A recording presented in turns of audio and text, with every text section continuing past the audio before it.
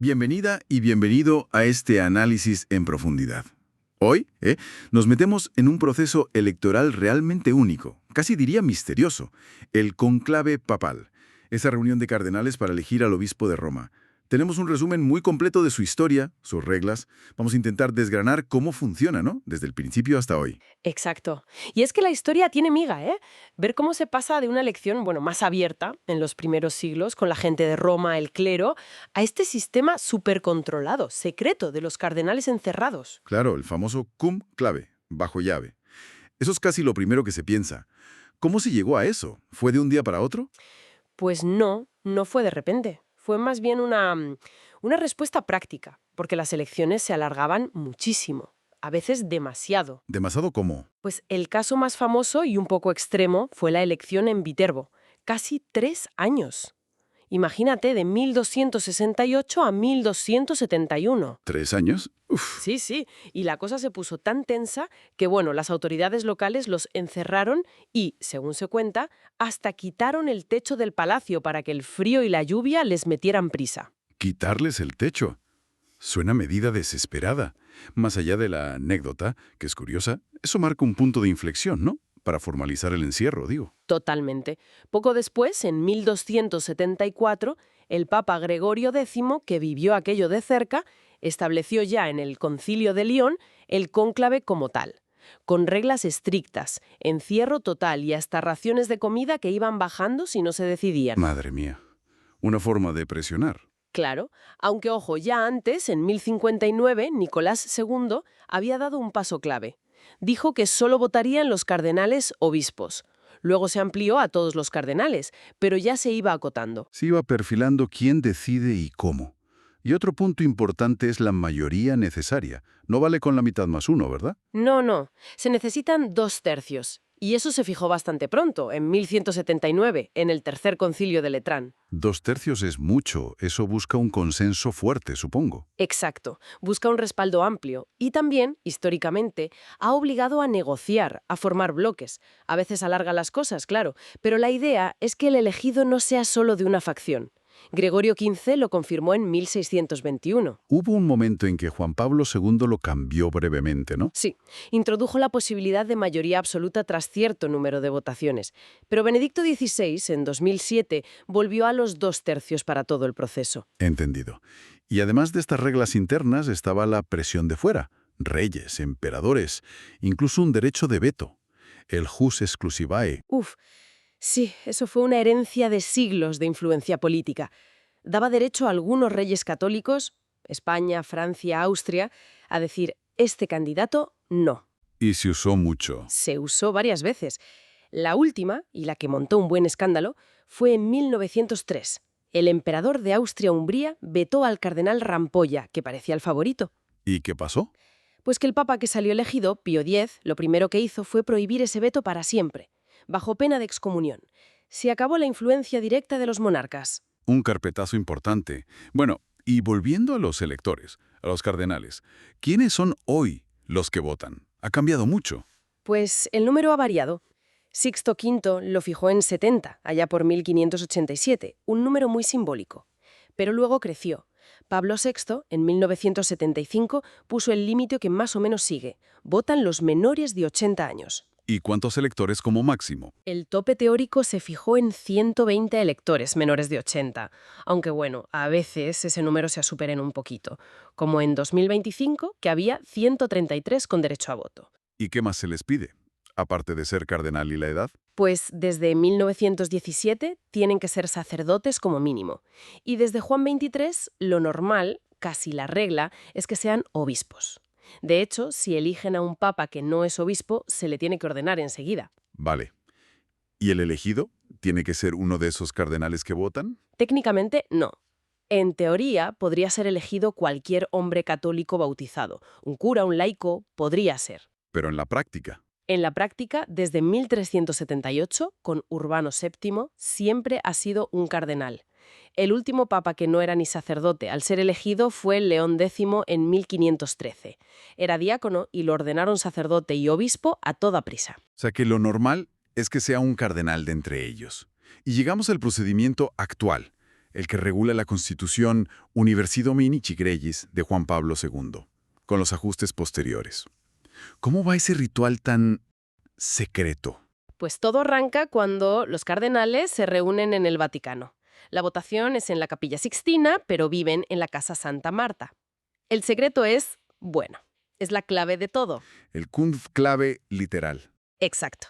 Después de la misa pro eligiendo papa, entran en la Sixtina y se dice la famosa frase: extra omnes, fuera todos los que no sean electores o personal autorizado. Y ahí empieza el aislamiento. Total.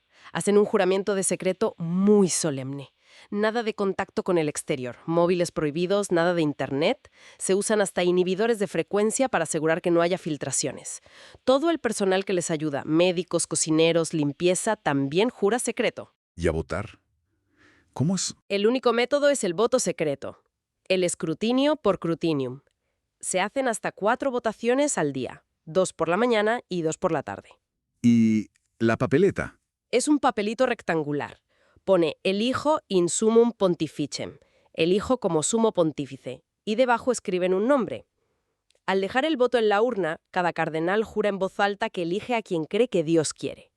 Y necesitan los 2/3, como decíamos. Eso es. Si no se alcanzan, se sigue votando. Hasta que el mundo vea la señal inequívoca, la fumata. La fumata. Al final de cada sesión de votos, se queman las papeletas. Si no hay papa nuevo, el humo sale en negro. Fumata negra. Que es lo más habitual al principio, ¿no? Sí, suele haber varias fumatas negras, pero si se llega a los 2/3 y el elegido acepta, humo blanco, fumata bianca. Desde los años 60 se añaden productos químicos para que el color se vea bien claro. Y ahora también campanas, ¿no? Sí. Desde 2005, con Benedicto XVI, las campanas de San Pedro repican a la vez que sale la fumata blanca, para que no haya dudas. Y una vez hay fumata blanca, ¿qué pasa dentro? Pues el cardenal decano o el de más antigüedad se acerca al elegido y le hace 2 preguntas clave. Primero, ¿acceptasne electiomem? O sea, ¿aceptas tu elección canónica como sumo pontífice?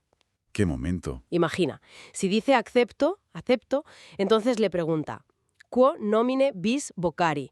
¿Con qué nombre quieres ser llamado? Y ahí elige su nombre papal. Exacto. Un momento cargado de significado personal y para toda la Iglesia. Después de aceptar y decir el nombre, se va a la sala de las lágrimas a vestirse con la sotana blanca. ¿Y entonces? El balcón. Entonces el cardenal protodiácono, el cardenal diácono de mayor rango, sale al balcón central de San Pedro y anuncia la gran noticia. Annuncio vobis gaudium magnum, habemus papam. Os anuncio una gran alegría. Tenemos papa. Dice el nombre de pila del elegido y el nombre papal que ha escogido. ¿Y justo después? Justo después sale el nuevo papa. Saluda a la multitud en la plaza y da su primera bendición Urbi et Orbi, a la ciudad y al mundo. Lo vimos en 2025 con León XIV, que además usó unas notas y habló también en español. Es que el cónclave es eso, una mezcla increíble de rituales con siglos de antigüedad, ajustes prácticos necesarios y un sentido profundísimo de la historia y de la fe. Una tradición que sigue muy viva y que se adapta. Y esto nos deja una reflexión interesante, ¿no? Con un colegio de cardenales cada vez más internacional de todos los rincones del mundo. Sí, muy diverso. Podrían cambiar estos procedimientos en el futuro, quizá para reflejar aún más esa globalidad o las nuevas formas de comunicación, siempre, claro, manteniendo ese secreto necesario. Es una pregunta abierta, desde luego. Interesante ver cómo evoluciona. Un tema para seguir pensando. Gracias por acompañarnos hoy en este análisis tan detallado.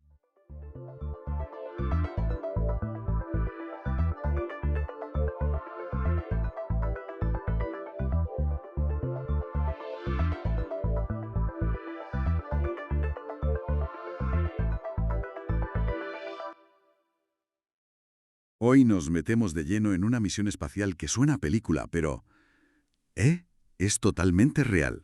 DART, la prueba de redirección de doble asteroide de la NASA. Vamos a analizarla usando datos de varias fuentes, incluida Wikipedia, para entender bien este primer test de defensa planetaria. Suena interesante. La idea era bastante directa. Ver si estrellando una nave contra un asteroide podíamos cambiar su camino. Ajá. El blanco fue Dimorphos, una luna pequeñita que gira alrededor de otro asteroide. Didymos. Y es importante decir que este sistema, Didymos y Dimorphos, no suponía ninguna amenaza para la Tierra, ¿eh? Exacto, eso es clave. Se eligió porque era, digamos, un buen sujeto de pruebas, nada más. Un laboratorio espacial perfecto. Hablemos un poco de la nave DART. Era, pues, un impactador, unos 610 kilos. No llevaba instrumentos científicos como tal, sino lo justo para navegar. Lo esencial. Sí, su cámara Draco, que por cierto estaba basada en la de la New Horizons, la que fue a Plutón. Y hubo colaboración internacional. Ojo, como un pequeño satélite italiano, Liceacube, que fue de acompañante. Y esa cámara Draco fue crucial. Le permitió a DART ya al final navegar solita, de forma autónoma. Directa al blanco. Sí, apuntando justo al centro de Dimorphos. Y las imágenes que mandó, bueno, casi hasta el último segundo son espectaculares, de verdad. Me imagino. Entonces, el plan era ese, ¿no? Un impacto directo. ¿Cómo funciona exactamente eso? ¿Es solo un empujón? Se llama impacto cinético. DART le dio a Dimorphos casi de frente a una velocidad, bueno, tremenda. Unos 6,6 kilómetros por segundo. 6,6 por segundo, qué barbaridad. Una pasada, sí. Esto fue el 26 de septiembre de 2022. Estaban a unos 11 millones de kilómetros de nosotros, más o menos. Lejos pero visible. Sí. Y ahí es donde entra LiCeACube, el satélite italiano. Se separó unos 15 días antes del impacto. Ah, para verlo desde fuera. Exacto. Para poder fotografiar el choque y, muy importante, la nube de material que saldría disparada, la eyección. Desde una distancia segura, estaba a unos 57 kilómetros. Vale, impacto a toda velocidad, LiCeACube mirando, y el resultado, funcionó el experimento. Vaya si funcionó. Y aquí es donde la cosa se pone realmente interesante, ¿sabes? A ver, cuenta. La colisión acortó el tiempo que tarda Dimorphos en dar una vuelta alrededor de Didymos. Lo acortó en 32 minutos. 32 minutos. Espera, ¿cuánto se esperaba conseguir? Para hacernos una idea. Pues fíjate, el mínimo para decir misión cumplida era un cambio de solo 73 segundos. 73 segundos. ¿Y fueron? 32 minutos. Madre mía. Se superó el objetivo, pero por muchísimo. Una barbaridad. Increíble. Y todo eso fue solo por la fuerza del choque. El empujón directo de DART. Pues ahí está la clave. Y quizá lo más fascinante de DART. El impacto directo, el empujón de la nave, fue solo una parte. Ah, no fue todo. No, una parte muy importante del cambio, y de hecho mayor de lo que se pensaba, vino del retroceso. Como el culatazo de un rifle, pero a escala cósmica. El retroceso. Por- Por la enorme cantidad de roca y polvo que salió despedida del asteroide por el impacto. La eyección. O sea que el salpicón de material empujó al asteroide casi más que la propia nave. Exactamente. Ese efecto que multiplica el empuje se llama factor de mejora del momento, o beta. Y en este caso fue de alrededor de 3,6. ¿Qué significa ese 3,6? Pues que el empuje total fue 3,6 veces mayor que si DART simplemente hubiera chocado y ya está, sin levantar polvo, digamos. Se calcula que salió más de 1.000.000 de kilos de material. 1.000.000 de kilos. Sí, una barbaridad. Se formó una cola de escombros enorme, de miles de kilómetros, que se vio con telescopios desde la Tierra y con el Hubble, el James Webb. ¡Wow! DART convirtió a Dimorphos en lo que llamamos un asteroide activo. Y fue la primera vez que vimos ese proceso ocurrir así en directo. Fascinante. Entonces, ¿qué significa todo esto para la defensa planetaria? ¿Podemos desviar asteroides peligrosos así? Pues mira, demuestra que la técnica del impactador cinético no solo funciona, sino que podría ser incluso más efectiva de lo que creíamos. Por el efecto este del retroceso. Exacto, por la eyección. Nos da una herramienta que, bueno, parece bastante potente si alguna vez tuviéramos que desviar un asteroide que sí viniera hacia nosotros. Una herramienta probada y que funciona mejor de lo esperado. Eso son buenas noticias. Desde luego. Y esto no acaba aquí, ¿eh? La Agencia Espacial Europea, la ESA, tiene en marcha la misión ERA. ¿Así? La había oído nombrar. Llegará allí al sistema Didymos-Dimorphos en 2026. Su trabajo será estudiar de cerca qué pasó, medir el cráter, ver de qué está hecho Dimorphos, entender mejor cómo reaccionó al golpe. O sea que todavía estamos aprendiendo de este impacto. Totalmente. Y nos deja una pregunta bastante interesante, ¿no? Para darle una vuelta. ¿Cuál? Si resulta que la eyección, el material que sale volando, multiplica tanto el efecto, ¿hasta qué punto será vital saber exactamente cómo es un asteroide por dentro? Su porosidad, si es un montón de grava suelta o una roca maciza. Claro. antes de intentar desviarlos si hubiera una emergencia real. Porque ese factor beta, ese multiplicador, podría cambiar muchísimo dependiendo de contra qué choques. Entiendo. O sea que conocer bien al enemigo, la naturaleza del asteroide, es casi tan importante como la fuerza con la que le pegas. Uf, añade complejidad al asunto de defender el planeta. Interesante.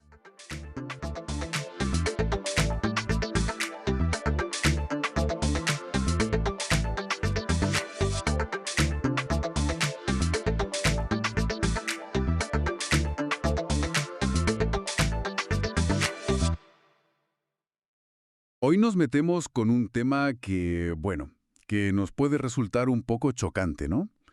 El canibalismo. Uf, sí. Pero claro, más allá del tabú que tenemos los humanos, resulta que es una estrategia súper extendida en la naturaleza. Hablamos de más de 1.500 especies animales. 1500, sí. Una barbaridad. Así que hoy vamos a intentar entender un poco por qué pasa esto, ¿sabes? Basándonos en la info que hay en Wikipedia sobre el canibalismo en general. O sea, ¿qué lleva a un animal a comerse a otro de su misma especie? Pues mira, es una pregunta fundamental. Porque no es solo, como podríamos pensar, por hambre extrema y ya está, que también influye, ¿eh? La falta de recursos es clave. Claro. Pero lo vemos en todo tipo de animales, o sea, insectos, vertebrados y, ojo, que no solo en carnívoros, también pasa en herbívoros, en detritívoros. Ah, ¿incluso herbívoros? Sí, y es especialmente común en el agua, en entornos acuáticos. Para que te hagas una idea, en algunas larvas de libélula, el canibalismo puede causar hasta el 95% de la mortalidad. Un 95. ¡Qué bestia! Vale, entonces, si no es solo el hambre pura y dura, ¿qué ventajas puede tener? Porque suena súper arriesgado, ¿no? Hombre, el riesgado es, pero los beneficios son muy claros y directos, digamos. Primero, la nutrición, por supuesto. Claro, por supuesto. Exacto. En un sitio con poca comida, pues tu vecino de especie es una fuente de nutrientes ahí, a mano. Hay renacuajos, por ejemplo, de algunas ranas que si son caníbales crecen más rápido. Y segundo, y muy importante, reduces la competencia. Claro. Menos rivales. Eso es. Menos bocas que alimentar, menos competencia por el espacio, por las parejas. Piensa en los escarabajos de la harina, por ejemplo. El canibalismo ayuda a regular cuántos son. Y bueno, hay una tercera cosa. Puede que incluso sea más eficiente convertir en energía la carne de tu propia especie que comer plantas, por ejemplo. Nutrición menos competencia, casi parece una herramienta de gestión ecológica, ¿no? Aunque suene un poco bruto. Pero vamos, que tendrá sus pegas, ¿no? Sus costes. ¿Sus costes? Claro, por supuesto. Tiene costes importantes. Primero, cazar a un igual no es fácil. Te puedes llevar un golpe, puedes salir herido. Lógico. Requiere energía buscarlo y cazarlo. Luego está el riesgo genético, que es súper interesante. Si te comes a un pariente cercano, pues estás eliminando parte de tus propios genes, indirectamente. Ostras, claro. El pez espinoso macho, por ejemplo, que cuida los huevos, a veces se come algunos si sospecha que no son suyos o si no los reconoce bien. Y luego, claro, el gran tema, las enfermedades. Eso me suena. Lo del kuru en humanos, ¿no? O las vacas locas. Exacto. El kuru por rituales caníbales, la E y B en el ganado por piensos. Son ejemplos muy claros de transmisión de enfermedades por canibalismo. Aunque, y esto es curioso, a veces puede tener el efecto contrario. ¿Cómo? Pues eliminando a individuos que ya están enfermos o parasitados puede reducir la carga de parásitos en el grupo. Pero sí, en general, el riesgo de pillar una enfermedad es un coste evolutivo grande. Sobre todo si se practica en grupo. Qué bueno, eso es más raro. Ya. O sea que es una balanza muy fina, ¿no? Entre lo que ganas y lo que arriesgas. Y supongo que no será igual en todos los casos. Habrá tipos distintos de canibalismo, ¿verdad? Muchísimos tipos, sí. Varía una barbaridad. A ver, tenemos por ejemplo el canibalismo sexual, muy típico de invertebrados. Arañas, mantis... Ah, la famosa mantis hembra, que se come al macho. Esa misma. Normalmente es la hembra la que se come al macho, antes, durante o después de copular. Y las razones son varias. A veces es un error, lo confunde con una presa normal. Otras parece una elección de la hembra para obtener nutrientes extra para los huevos. Hay casos muy extremos, como una araña pescadora, la Dolomedes, donde el macho parece que se ofrece en sacrificio después de la cópula. Se ofrece él. Qué fuerte. Oye, ¿y los machos no intentan librarse? Claro, claro, no son tontos. Desarrollan un montón de estrategias, cortejos muy elaborados y cuidadosos, llevarle un regalito a la hembra, una presa envuelta en seda, intentar inmovilizarla, atarle las patas. Hay de todo. O elegir hembras que ya han comido y están más tranquilas. Luego está el canibalismo estructurado por tamaño. Que el grande se come al chico, básicamente. Eso es. Los individuos más grandes o más viejos se comen a los más jóvenes o pequeños y esto puede ser muy, muy importante para cómo funciona una población. Se ha visto en chimpancés, por ejemplo, comiéndose crías de otros grupos. Y también puede pasar dentro de la familia, ¿no? Padres comiendo hijos. Suena fatal, pero Sí, sí, pasa. Es el canibalismo filial. Los adultos se comen parte de su propia descendencia. Huevos, crías vivas. Es bastante común en peces, por ejemplo, como el espinoso que decíamos. ¿y por qué harían algo así? Pues hay varias hipótesis. Puede ser para recuperar energía y poder criar mejor en el futuro. O para mejorar las condiciones de los huevos que quedan. Más oxígeno, menos desechos. O incluso si el macho tiene dudas de si esos huevos son suyos. Entiendo. Y también existe lo contrario, la matrifagia. Algunas madres araña, al final de su vida, se dejan comer por sus propias crías. Les dan un último empujón nutricional. Y ya, para rizar el rizo, el canibalismo intrauterino. Dentro del útero. Dentro del útero, sí. Embriones que se comen a sus hermanos embriones o huevos no fecundados que están por ahí. Los tiburones toros son un ejemplo clásico, o algunas salamandras. La competición empieza, vamos, antes de nacer. Madre mía. Es un panorama intenso. Y claro, ante todo esto, las presas potenciales, los pequeños, los huevos, ¿cómo se defienden? Porque tiene que haber una presión evolutiva brutal para escapar de esto. Exacto. Es una carrera armamentística constante. Y vemos defensas muy ingeniosas. Por ejemplo, huevos con cubiertas gelatinosas o directamente tóxicos. Poner los huevos en sitios muy escondidos. Vale. En anfibios, algunos han evolucionado hacia el desarrollo directo, saltándose la fase de renacuajo acuático, o incluso la viviparidad, para evitar esa etapa tan vulnerable. En insectos sociales, como las abejas, es fascinante. Las obreras vigilan y se comen los huevos que ponen otras obreras, pero reconocen los de la reina por el olor y los protegen. Qué bueno. Cambian de forma, desarrollan cuerpos más grandes y colas más fuertes para que sea más difícil comérselos, o simplemente cambiar de dieta según creces, para no competir con los adultos de tu especie. Entendido, entendido. O sea que, resumiendo mucho, el canibalismo no es una cosa rara o una aberración. Es una interacción ecológica más súper extendida, con sus beneficios claros, nutrición, control de la población y sus costes. Riesgos, enfermedades, comerte a tus parientes.